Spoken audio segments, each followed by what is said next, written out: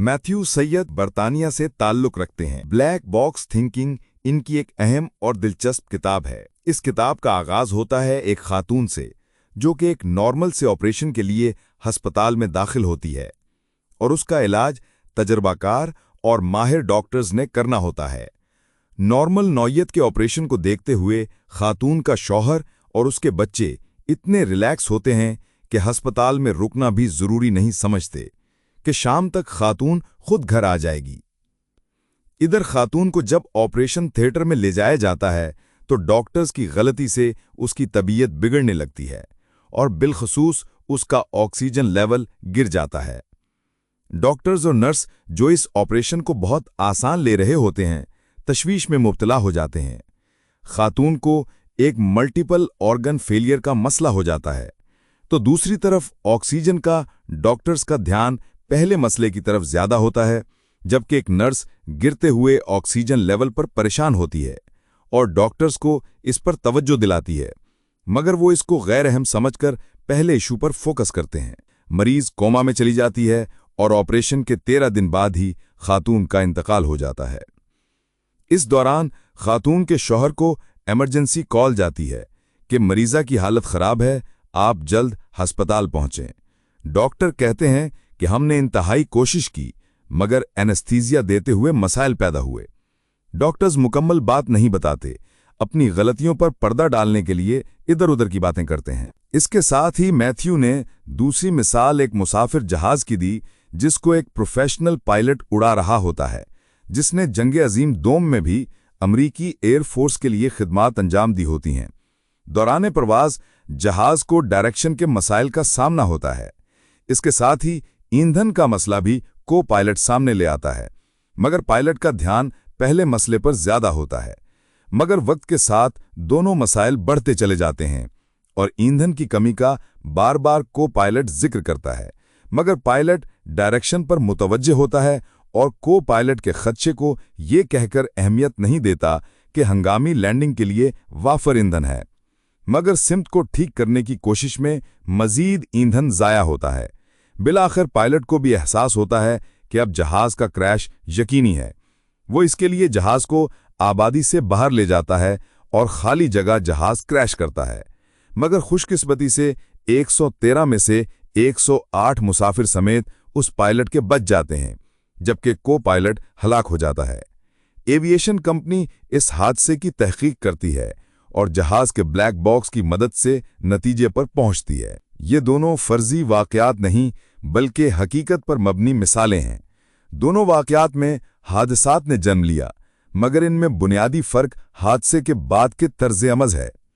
Doctors ने हादसे की मालूमात फराहम नहीं की और एक तरह से केस को खत्म कर दिया, जबकि एविएशन हुकाम ने हादसे की वजूहात पर गौर किया, इसकी रिपोर्ट पब्लिक की और इसके नताइज से सीखा। दुनिया भर में होने वाले हवाई हादसात को बहुत बारीकी से मॉनिटर किया जाता है और गलतियों को दुरुस्त किया जाता है। इसका नतीजा यह है कि हवाई हादसात की रेशो लगातार गिर रही है और 2013 में ये 0.41% थी, जबकि अस्पताल में होने वाली अमवात का इस तरह से जायजा नहीं लिया जाता, लिहाजा वहां गलतियां सामने भी नहीं आती, जिससे उनका तदारुक भी मुमकिन नहीं होता। गलतियों से सीखकर कामयाबी की बात पर तो शायद सब मुत्तफिक हों, मगर यह चीज इतनी आसान नहीं है, क्योंकि असल मसला गलती का एतराफ है। हम अपनी गलतियों को गलतियां मानने से इनकार कर देते हैं। इसकी मुख्तलिफ वजूहात हैं, जिनमें आपका कल्चर, माहौल और लोगों के गलतियों को बर्दाश्त ना करने का रवैया शामिल है। गलतियों को तस्लीम ना करने की कुछ अंदरूनी वजूहात भी होती हैं। ये एतराफ हमारी अना को ठेस पहुंचाने का बायस होता है, इसलिए हम इसको कबूल नहीं करते। इस हवाले से मैथ्यू ने कॉग्निटिव डिसोनेंस की दिलचस्प थ्योरी की बात की है, जिसका अमूमी तौर पर तकरीबन हर फर्द ही शिकार है। कॉग्निटिव डिसोनेंस की सूरत-ए-हाल तब सामने आती है जब रूनुमा होने वाले वाकयात हमारे नजरियात के बरखिलाफ होते हैं, मगर बजाय इसके कि हम अपने नजरियात पर नजरसानी करें, हम उनको फिर भी सही साबित करने के लिए उन पर तावीलात पेश करते हैं ताकि हमारा नजरिया गलत साबित ना हो। मैथ्यू ने इराक जंग की मिसाल दी है कि जिन तबाहकुन हथियारों का बहाना बनाकर इराक पर हमला किया गया वो हथियार इराक में नहीं मिल सके, मगर टोनी ब्लेयर का कहना था कि इसके बावजूद सद्दाम हुसैन की हुकूमत का खात्मा दुरुस्त था और बरतानिया का इस जंग में शरीक होना भी सही था। अपनी गलतियों को तस्लीम ना करने का एक और तरीका ब्लेम गेम है। जब हम अपनी नाअहलियों पर पर्दा डालने के लिए किसी और को कुर्बानी का बकरा बनाते हैं, इससे वक्ती तौर पर तो हम बच जाते हैं, मगर इसका लॉन्ग टर्म में नुकसान ये होता है कि हम सीख नहीं सकते और मुस्तकबिल में मजीद ऐसी नाअहलियों के मुर्तकिब हो सकते हैं जो कि ज्यादा नुकसान का बाइस बन सकता है। मैथ्यू ने बताया है कि बड़ी कामयाबी तब तक हासिल नहीं होती जब तक कि हमको नाकामियों का सामना ना करना पड़े। इसके लिए यूनिलीवर की एक मिसाल भी दी है कि उनको अपने डिटर्जेंट पाउडर को दुरुस्त करने के लिए उसके मुतअद्दिद टेस्ट करने पड़े और इसके लिए 449 बार नोजल की शक्ल तब्दील करनी पड़ी, यानी कि 449 बार वो टेस्ट लगाने में फेल हुए और बिलाखिर कामयाब। ये मुस्तकिल मिजाजी और हिम्मत ना हारने की भी एक उम्दा मिसाल है।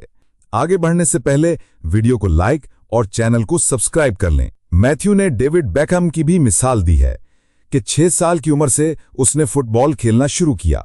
वो शुरू में एक औसत दर्जे का खिलाड़ी था, मगर उसने रोजाना की बुनियाद पर प्रैक्टिस शुरू की और घंटों तक वो अपनी किक्स को बेहतर से बेहतर बनाता रहा। इस तरह उसके किक्स में बेहतरी आती गई। उसकी प्रैक्टिस का ये आलम था कि एक दिन में उसने 2003 बार अपनी किक लगाई। यूं लगातार मेहनत और अपनी गलतियों से सीखते हुए वो एक इंटरनेशनल फुटबॉलर बना। 2001 में यूनान के खिलाफ वर्ल्ड कप क्वालिफाइंग राउंड के मैच को इंग्लैंड के लिए कम से कम बराबर करना जरूरी था। एन आखिरी 2 मिनट में डेविड बेकहम की किक ने ही ये मैच बराबर किया और इंग्लैंड ने वर्ल्ड कप क्वालिफाई किया। किताब में एक और दिलचस्प चीज मार्जिनल गेन थ्योरी है। ये मुश्किलात को हल करने के लिए भी काम आती है। जब आप मुश्किलात में घिर जाएं तो इस मुश्किल को टुकड़ों में तकसीम करके इसका जायजा लें और देखें कि किन किन जगहों से इसको बेहतर किया जा सकता है।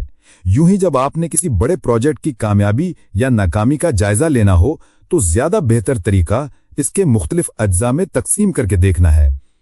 तभी आप ज्यादा दुरुस्त नतीजे पर पहुंच सकते हैं। साइंस की कामयाबी का भी जायजा लिया जाए तो इसकी बुनियादी वजह भी इसका अपने नजरियात को बार बार चैलेंज करना है। यूं बेहतर से बेहतर नजरियात सामने आते हैं। अच्छा बिजनेसमैन भी वही होता है जो दिलेराना फैसला ले, मगर इसमें कल्चर का भी बहुत अमल दखल है। मैथ्यू ने बताया है कि जापान में कारोबारी नाकामी को बहुत मायूब और बुरा समझा जाता है, जबकि अमेरिका में माहौल इसके बरक्स है।